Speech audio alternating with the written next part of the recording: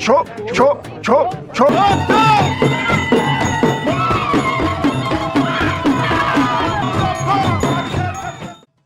ተዋወቁት፣ እኔ እውነተኛው ኢየሱስ ነኝ ይላል። ራሱ የመለመላቸው ምዕመኖቹም ጋር ሲያወራ ልክ እንደተቀባ ሰው አንደበቱ በጨው እንደተቀመመ ሆኖ ያወራል። እንዲህም ይላል፣ እግዚአብሔር አምላክ ሁላችሁንም ይባርካችሁ። እግዚአብሔር አምላክ ይመስገን። በአካባቢው ላይ ትልቅ የሆነ ተቀባይነት አለው። ሰዎች የሰው እውነተኛ ክርስቶስ ዳግመኛ መጥቶ ነው ይሉና ይናገራሉ። እስቲ ከተከታዮቹ ምን አይነት አቀባበል እንዳለው እንመልከት። ninaamini kabisa huyu ni Yesu. የሰው እውነተኛ ክርስቶስ መሆኑን አውቃለሁ። እውነተኛ የሆኑ ድንቅና ተአምራቶችንም ሲያደርግ ተመልክቻለሁ። ሰዎች በሱ እጅ ይፈወሳሉ። በዚህ የምትመለከቱት ቤተ እምነት መስራች ነው። እነዚህ ፊት ለፊት የምታያቸው 12 ሰዎች ደግሞ ደቀ መዝሙሮቹ ናቸው። wewe yule Yesu ama ni mwingine? ብዙ ሰዎች ይጠይቁኛል፣ አንተ እውነተኛው ክርስቶስ ወይስ ክርስቶስን የምትሰብክ ሰው ነህ ይሉኛል። እኔ ግን አንድ ምላሽ አለኝ። እኔ ኢየሱስ ክርስቶስ ራሱ ነኝ።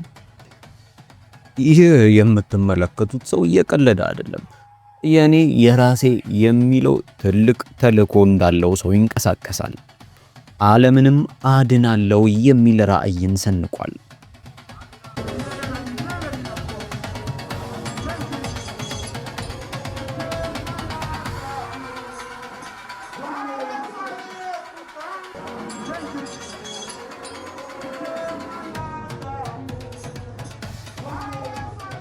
ኢየሱስ ለአገር አይደለም። ኢየሱስ ለሁሉም ዓለምና ለሁሉም ሕዝቦች ነው። የሚሰጣቸው ትንበያዎች እጅግ በጣም ያስገርማሉ። ለምን እንዳገባና የቀድሞ ኢየሱስ ክርስቶስ ለምን እንዳላገባ ሲናገር የሚገርም አስተያየት አለው። ማሊዩ ኢየሱ ዋታንጋሬዮ ብለው ይጠሩታል። የተንገራያኑ ኢየሱስ ማለት ነው። ይህ ሰው የኬንያ ተወላጅና በኬንያ ውስጥ የሚኖር ሰው ነው። ይህ ሰው እንደምታዩት ሁል ጊዜ በ12ቱ ደቀ መዛሙርቶቹ ተከቦ ይንቀሳቀሳል። እሱ ደቀ መዛሙርቶቼ ብሎ ይጠራቸዋል። እነርሱም በተሰጣቸው ቦታ እጅግ በጣም ደስተኞች ናቸው። መጽሐፍ ቅዱስን በደንብ የምታውቁት ከሆነ ስማቸው አዲስ አይሆንባችሁም። ማለትም በትውልድ የተሰጣቸው ስም ሳይሆን ኢየሱስ ክርስቶስ ነኝ ያለው ግለሰብ የሰጣቸው ስም አዲስ አይደለም። እንዲህ ሲል ደቀ መዛሙርቶችን ያስተዋውቀናል። wawili ambao ni wasaa wa Yakobo. እነዚህ የምታያቸው 12ቱ የያዕቆብ ነገዶች ናቸው። እሱ ነብዩ ስምዖን ነው። እሷ ነብይት ሌዊ ነች። ነብይ ይሁዳ፣ ነብይ ዳንኤል፣ ነብይ ናፍጣር፣ ጋዲ፣ አሸር፣ ይስሐቅና ዛብሎን ናቸው። ደግሞም ዮሴፍና ቢንያምም በስተመጨረሻ ላይ አሉ።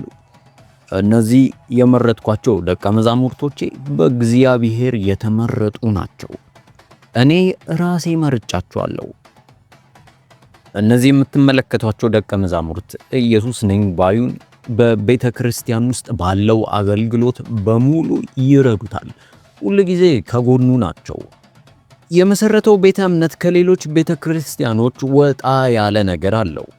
ለምሳሌ እሱ ቃል የሚያካፍልበት ወይም ምዕመኑን የሚገለገልበት ስፍራ ውስጥ ዘው ብላችሁ መግባት አትችሉም። እዛ ከመግባታችሁ በፊት መጀመሪያ መግባት ያለባችሁ ስፍራ አለ። ወደ ቤተ ክርስቲያን ለመገልገል ስትመጡ ሁለት ማድረግ ያለባችሁ ነገሮች አሉ።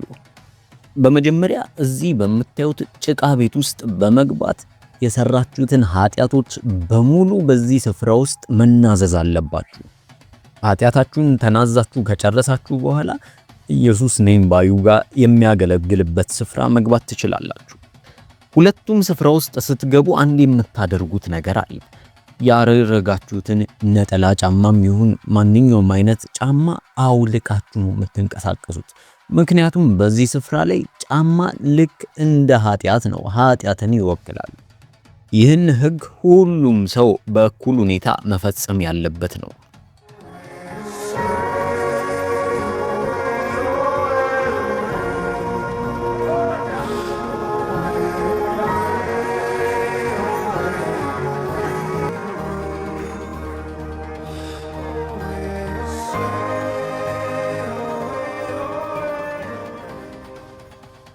ብዙ ሰዎች አንተ እንዴት አገባህ? የናዝሬቱ ኢየሱስ እኮ አላገባም ነበር ብለው ይጠይቁኛል።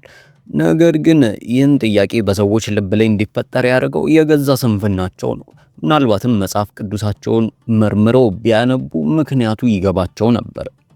መጽሐፍ ቅዱሳችን የዮሐንስ ራእይ ምዕራፍ 21 ቁጥር 9 ላይ እንዲህ ይላል፣ ሰባቱንም ኋለኞች መቅሰፍቶች የተሞላባቸውን የሰባቱን ጽዋዎች ከያዙት ከሰባቱ መላእክት አንዱ መጥቶ ወደዚህ የበጉንም ሚስት ሙሽራይቱን አሳያለሁ ብሎ ተናገረኝ ይላል።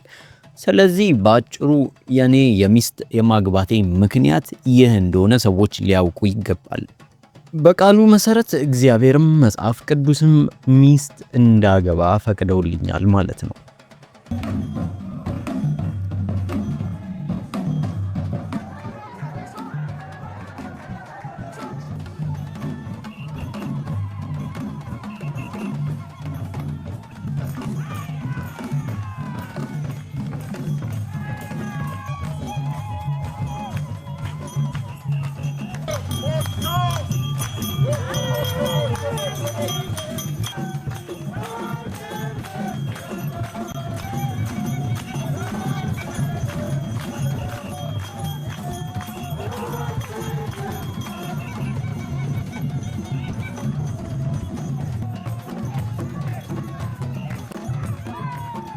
ስለዚህ ይህንን የተንገራዩን ኢየሱስ ለምን አገባ ካላችሁት እሱ ራሱ በቃል ይመልስላችኋል ማለት ነው። ስለዚህ ማንም በህጋዊነት ሊወነጅለው አይችልም። በዛ አንጻር ነው የሚንቀሳቀሰው። አሁን ላይ ባለትዳርና የ8 ልጆች አባት ነው። Amina, ni hivyo. Tuko na watoto 8, vijana na 5. ስሜ ቢንያም ነው። እኔ የኢየሱስ ክርስቶስ ሚስት ነኝ። አብረን 8 ልጆችን አፍርተናል። 5 ወንዶች ሲሆኑ 3ቱ ደግሞ ሴቶች ናቸው። እሱ እውነተኛው ኢየሱስ እንደሆነ አምናለሁ። አያችሁ፣ የናዝሬቱ ኢየሱስ ካረገ በኋላ ተመልሶ እንደሚመጣና ስፍራን እንደሚያዘጋጅልን ነግሮን ሄዷል። ያንን ስፍራ ለሰው ልጆች አዘጋጅቷል። አሁን ወደዚህ ስፍራ የመጣው እኛን መልሶ ለመውሰድ ነው። አያችሁ፣ አንዳንድ ሰዎች በአደገኛ ህመምና ደዌ ተይዘው ወደዚህ ስፍራ ይመጣሉ። ልክ ኢየሱስ ሲነካቸው ወዲያውኑ ከነበረባቸው በሽታዎች ይፈወሳሉ። እነዛ የማያምኑት ሰዎች ግን የሱን ተአምራት ማየት አይችሉም። ሌላው ደቀ መዝሙር የሆነው ነብይ ሮቤል መናገር ጀመረ። ናitwa mtumishi Ruben katika ይህ ሰው እውነተኛው ኢየሱስ ክርስቶስ ነው። ይህን ቤተ እምነት የተቀላቀልኩት በ2014 ዓመተ ምህረት ነው። ይህ ሰው ኢየሱስ እንደሆነ አምናለሁ። ወደዚህ ስፍራ ስመጣ በብዙ እንባና ህመም ነበር የመጣሁት። ነገር ግን ይህን ሰው ካገኘው በኋላ ሁሉም ህመሞቼ ቀለሉብኝ። አሁን ላይ በዚህ የተቀደሰ ስፍራ እኔ ባለቤቴና ልጆቼ እናገለግላለን።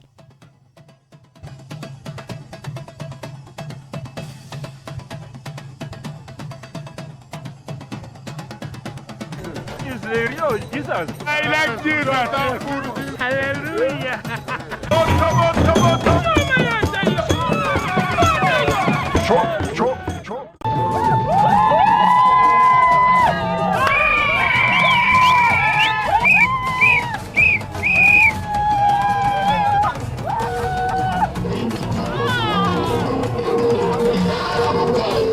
It's not for granted to witness the second coming of Jesus Christ. ሁለተኛውን የኢየሱስ ክርስቶስ መምጣትን በአይናችን መመልከታችን ትልቅ እድል ነው።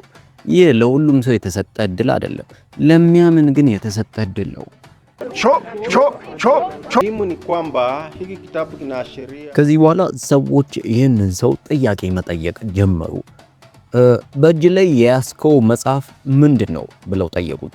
እሱም መለሰ፣ umuhimu ni kwamba hiki kitabu kinaashiria ይህንን መጽሐፍ ሁሉም ሰው መከተል አለበት ብዬ የማምንበት መጽሐፍ ነው። ይህ የህይወት መርህ ነው። ጥያቄው ቀጠለ። አንተ ለመጀመሪያ ጊዜ ኢየሱስ መሆንህን እንዴት ልታውቅ ቻልክ ብለው ጠየቁት። እሱም መለሰ፣ በመጀመሪያ ገና ልጅ እያለሁ በትምህርት ቤት ውስጥ ቁጭ ባልኩበት መስቀልን የመሳል ፍላጎት ውስጤ በኃይለኛው መቀጣጠል ጀመረ። ይህን ስዕል መሳል ከጀመርኩ በኋላ በሰውነቴ ውስጥ ድንገት የማላቀው ኃይል መቀጣጠል ጀመረ። ከዚህ በኋላ አንድ ድምፅ ሰማው። አንተ ልጄ ነህ የሚል ድምፅን ሰማው። ከዚህ በኋላ ከፍ ብዬ 12 ዓመት ሲሞላኝ በብዙ ሺህ የሚቆጠሩ መላእክቶች መተው ጎበኙኝ። መላእክቶቹም የእግዚአብሔር ልጅ ሆይ እንዴት ነህ ይሉኝ ነበር። አንደኛው መልአኩ ገብርኤል እንደሆነ ነገረኝ። ሌላኛው ደግሞ መልአኩ ሩፋኤል እንደሆነ ገለጸልኝ። እነሱም በአንድነት የእግዚአብሔርን ሥራ እየሰራው ስለሆነ እንዳልፈራ አበረታቱኝ። ጠያቂዎቹ ቀጠሉ። ታዲያ እንዴት ነው ይህንን በሙሉ ሰዎች አንተ ኢየሱስ እንደሆንክ ልታሳምናቸው የቻልከው? እሱም መለሰ፣ እኔ የሰራሁት ያለሁት የአባቴን የእግዚአብሔርን ሥራ ነው። እኔ ማንንም የማሳመን ነገር አይጠበቅብኝም። ነገር ግን ራሱ እግዚአብሔር ሰዎችን ያሳምናቸዋል። እስኪ ይህን ለሚከታተሉ ሰዎች የምታስተላልፈው መልእክት ካለ በዚህ በካሜራ ንገራቸው። ቀጠለና ለሁሉም ለሚመለከቱት ሰዎች አንድ መልእክትን ማስተላለፍ እፈልጋለሁ። ተመልሻለሁ።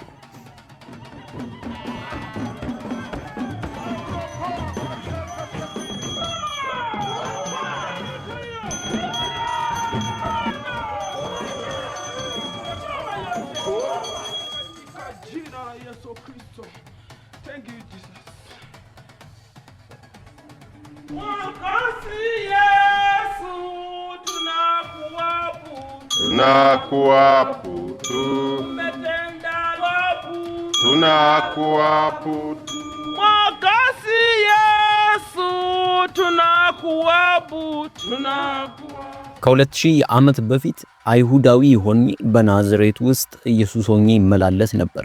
በዛ ጊዜ የገዛ ወገኖቼ ሊቀበሉኝ ፈቃደኛ አይደለም። አሁን ላይ ተመልሼ አፍሪካዊ ሆኜ መጥቻለሁ። ይህ ሰው ከገጠራማው እሱ ካለበት ስፍራ እንኳን ወጥቶ ወደ ከተማው ሲመለስ ብዙ ሰዎች እንደሚያውቁትና ብዙ ሰዎች ደግሞ እንደሚወዱት ያስታውቅ ነበር። ሁሉም ሰው እጁን ዘርግቶ እሱን ሰላም ማለት ይፈልጋል። ሁሉም ሰው የሱን እጅ መጨበጥ ይፈልጋል። ኢየሱስ እያሉ ሲጠሩትም ይሰማል።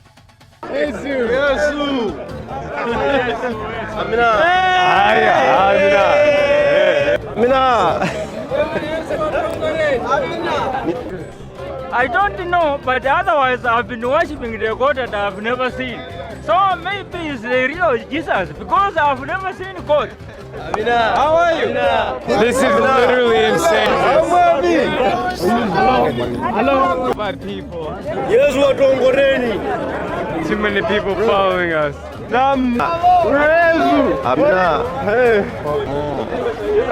ከዚህ ሁሉ ነገሮች ውስጥ አንድ የሚያስቅ ክስተት ከአንድ ዓመት በፊት ተከስቶ ነበር። Personally, I'm going to mobilize more than 5,000 people tuende kwa boma yake tuchukue yeye na to make sure tumemweka msalaba. The court has also ordered mental assessments be conducted before Yesua Tongaren faces his charges. እርሱም ልክ የፋሲካ በዓል በደረሰ ጊዜ በናይሮቢና በኬንያ ውስጥ የሚኖሩ ወጣቶች ይህ ኢየሱስ ነኝ የሚለውን ሰው ሊሰቅሉት ተሰብስበው 1000 የሚያክሉ ወጣቶች የሰው ወደሚኖርበት ስፍራ ሄደው ነበር። የሄዱትም እንደሌሎቹ ሊያመልኩ ወይ ምስጋና ሊሰጡ ሳይሆን ይልቁንስ ኢየሱስ ነኝ የሚለውን ግለሰብ በመስቀል ላይ ሊያንጠለጥሉት ነበር። ይህንንም የሚያደርጉት ኢየሱስ ክርስቶስ እኛን ለማዳን ግዴታ መሞት አለበት በሚል ተነሳሽነት ነው።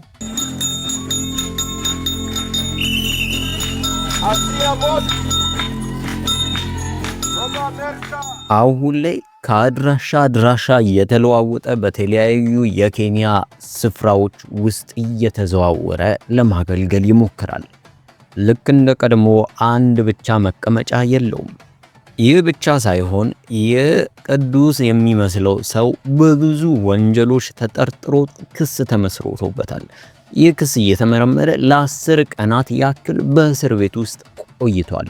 Now Eliud Wekesa of the Yesu wa Tongaren infamy will remain in custody for 1 more day. He will be detained for 10 days, money laundering and possession or use of proceeds of crime. ለነፍስ መጥፋት ገንዘብ በመደበቅ በተለያዩ ወንጀሎች ክስ ተመስርቶበታል። ይህን ሁሉ ስለ ሐሰተኛው ክርስቶስ ከተመለከትን በኋላ በዚህ ዶክመንተሪ ውስጥ የተመለከትናቸውን ክስተቶችና የታዘብናቸውን እውነቶች አንድ ትልቅ ጥያቄን በውስጣችን ይጭራሉ። ዓለም በብዙ ድምጾችና በሺ አቅጣጫ የሚጎትቱ አዳዲስ ሐሰተኛ የሆኑ ትምህርቶች በተሞላችበት በዚህ ዘመን አማኝ የሆነ ልብ የት ላይ ሊቆም ይገባዋል? የእግዚአብሔር ቃል በአንደኛ ዮሐንስ መልእክት ምዕራፍ 1 ቁጥር 4 ላይ ሲናገር እንዲህ ይላል፣ ወዳጆች ሆይ መንፈስን ሁሉ አትመኑ፣ ነገር ግን መናፍስት ከእግዚአብሔር ሆነው እንደሆነ መርምሩ፣ ብዙዎች ሐሰተኞች ነቢያት ወደ ዓለም ወጥተዋልና ይለናል። የሰው ልጅ ጥማት ብዙ ነው፣ ነገር ግን እውነተኛውን የዘላለም ሕይወት ውሃ ምንጭ የሆነውን ኢየሱስን አልተቀበሉም። ብርሃን የመሰለ ሁሉ ፀሐይ አይደለም። አንዳንዴ ጨለማ ራሱን የብርሃን መልአክ አስመስሎ ሊያቀርብ ይችላል።